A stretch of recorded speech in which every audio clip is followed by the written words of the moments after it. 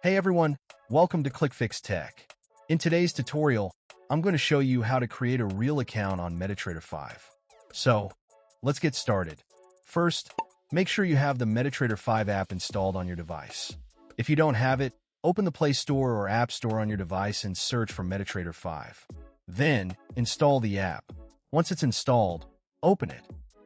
Now, tap the Messages section at the bottom. Here, look for the option to register. Tap on it, and you'll see an option to create your account. Tap Sign in with Google, select your Gmail account, and continue.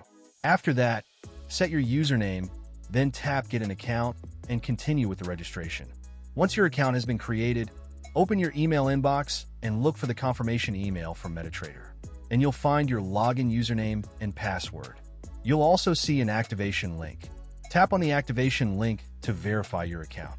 Once your account has been activated, the registration is complete. Now, return to the MetaTrader 5 app, and you can use your newly created account.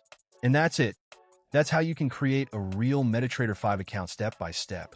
If this tutorial helped you, make sure to like the video and subscribe to ClickFix Tech for more quick and easy tech tutorials. Thanks for watching, and I'll see you in the next video.